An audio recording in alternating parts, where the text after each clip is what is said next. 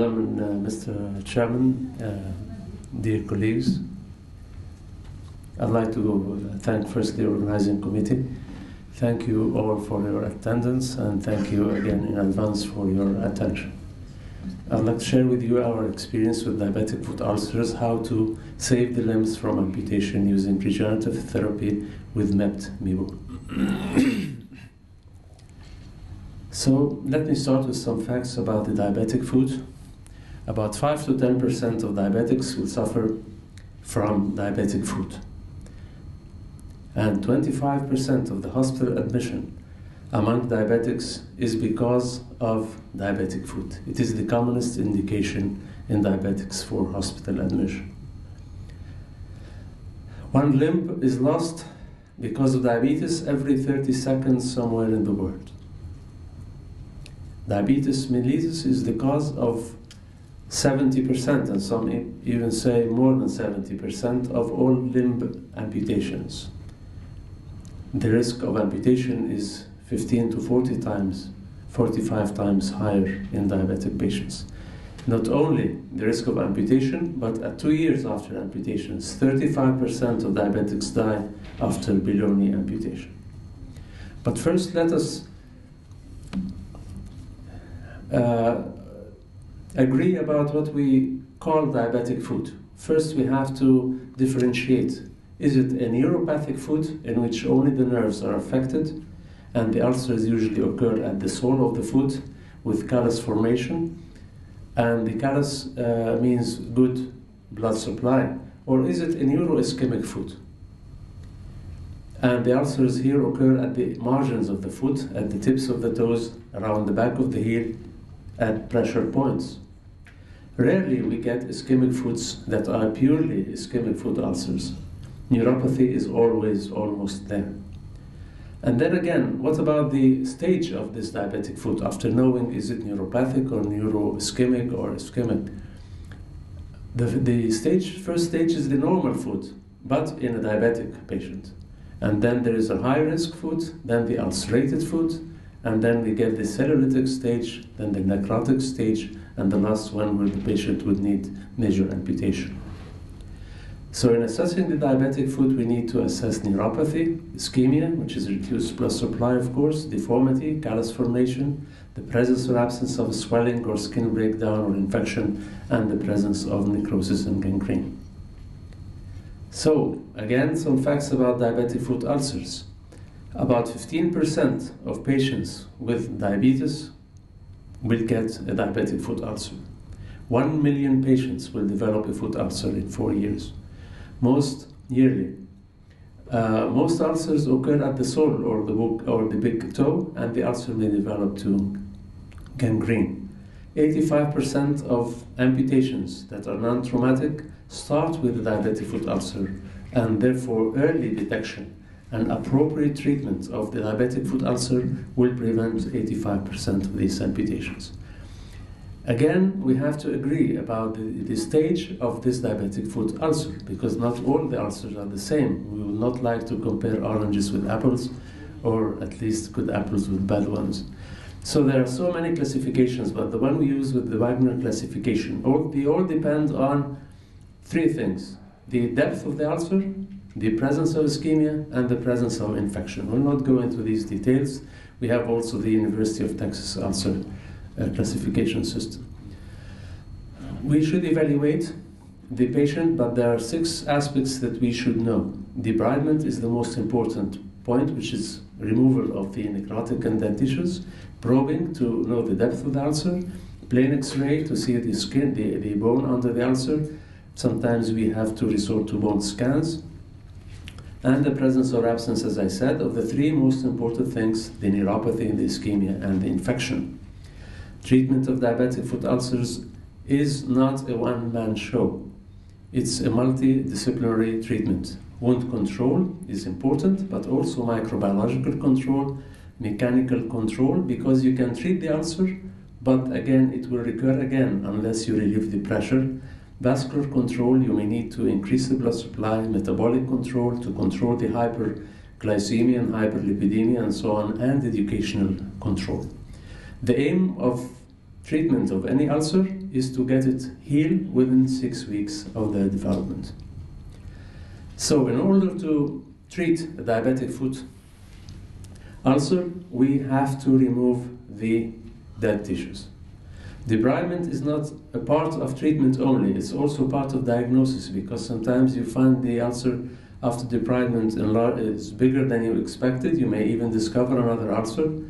Wound cleansing at each dressing, and the best thing is normal saline. We don't use hydrogen peroxide anymore, or acetic acid, or even betadine, because they suppress the healing of the ulcers. The key point in my talk is to keep the ulcer bed always moist and to keep the surrounding skin always dry. Treat the infection, avoid counter-contamination, proper positioning and offloading, as I said, the mechanical control before and then assessment of our healing. What impairs the healing of the wounds? There are a lot of factors. Some people summarize it in these letters: didn't heal, including dryness, infection, diabetes, and so on. And that's what we focus on now, is diabetes, because we're talking about diabetic foot ulcers, and dryness because the MEBO is the moist environment burn ointment. Again, moisture was found to be, since several years, the most important factor in the healing process. So what MEBO is the base for MEBT. MEBT is the moist environment burn therapy. It provides the physiological moisture and the nutrients needed for the wounds to heal. Thereby, keratinocyte migration and angiogenesis are facilitated, again, also with interaction with the growth factors. In addition, it has a rapid analgesic effect and antimicrobial activity. It improves the blood supply, and most importantly is that it works on the 3 phases of inflammation, of repair: the inflammatory phase and the regenerative phase, and again on the remodeling phase. Sometimes when we have granulation tissue and we use other products, we get healing, but we get heaping up of the granulation tissue, because before the skin edges can come together and close the ulcer. But because MEBO also works on the remodeling phase, it suppresses this granulation tissue and it goes in harmony, the granulation tissue from below and the skin from the edges. So our aim was to assess the safety and efficacy of MEBT-MEBO in healing of diabetic foot ulcers and lower limb salvage. So our controls had saline solution, the saline solution, normal dressings, the moist, the to wet technique, the wet to moist technique, and not the wet to dry technique. And going back and reading the literature, is this justified just to have control groups treated with saline? Yes, of course. And about 25% of these heal after 12 weeks. And 30% after 20 weeks, depending on the ulcer duration and the site and the size of the ulcer. So we collected our data, the patient characteristics, their age, gender, diabetes type, and whether they were smokers or not, the nutritional status, the comorbid conditions, and the blood glucose levels and neuropathy, and the ankle brachial index to see the vascularity. And we also gathered the data about the ulcer characteristics, the number, duration, size, the Wagner gradient, and the sepsis or not, and the surrounding skin. We assessed the time needed for ulcers to heal, and we calculated the healing index, the surface area, and by taking photographs. And we followed up these patients every 2 weeks for the first 12 weeks and every month thereafter. We had 2 endpoints: at 12 weeks to see it healing, or until, of course, the ulcer healed even before this 12 weeks. And then 24, these are months and not weeks, the amputations and the new ulcer formation. What were the results? We had 109 patients in the last 5 years, and the duration of the study, with 139 ulcers, obviously because some patients had more than one ulcer. And we divided them into 2 groups. The first group was treated with MEBO, and the second group was saline solution. The age ranged from 44 to 82 years, and there were 87 male patients versus 22 female patients. I will not bombard you with the details, but both groups were almost similar regarding their age, gender, diabetes type, and even the blood glucose levels, hypertension, ABI, and hemoglobin and albumin levels, and so on. Even the baseline ulcer characteristics were almost the same. You can see the only ischemic ulcers were 2 in each group. As I said, the purely ischemic ulcers are quite rare. And the duration, the size, and infection were all the same, even the Wagner grade and the site of the ulcer. The forefoot, luckily, is the most common site of the diabetic foot ulcers. The hindfoot, which is the heel, is the least. And luckily also because, as they say, the heel is difficult to heal.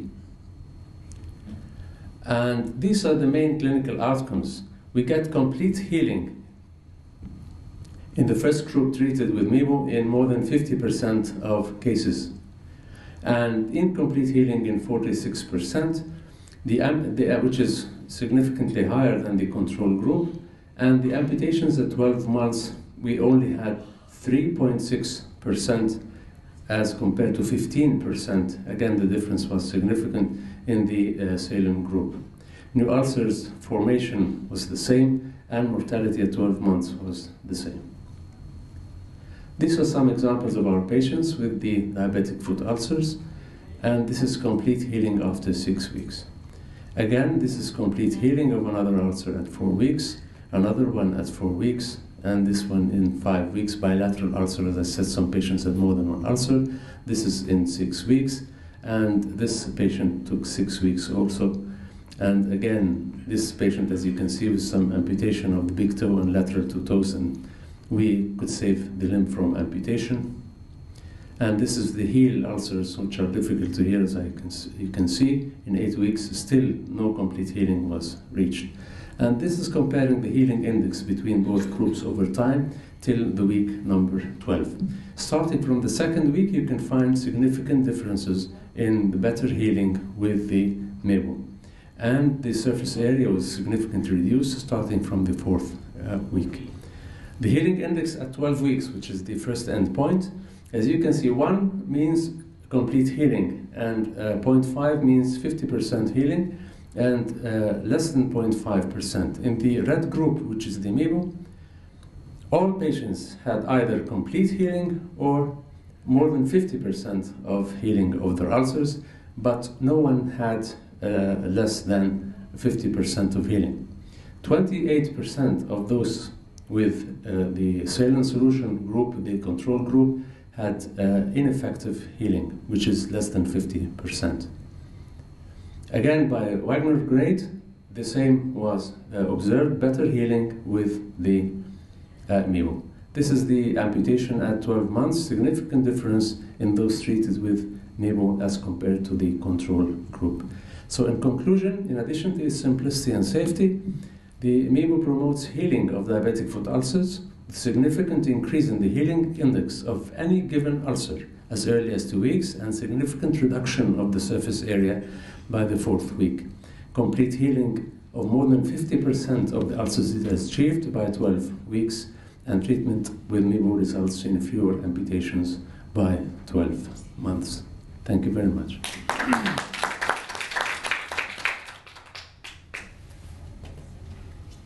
Do we have questions for Prof? Yes, sir. I have questions. I have something to say. Yeah. I'm very impressed. The rates of amputation was dramatically decreased with the treatment. In our country, we make something that is very cheap and is very useful. Is to take a sample of blood from the patient, and we make, by centrifugation, we take out the platelets and make that in the wound with that humidified wound cure with the platelets, and have really impressive for adding for impressive results, percentage of curing. Yes, but really the amputation rate falls dramatically. And the healing was more rapid also. Yes.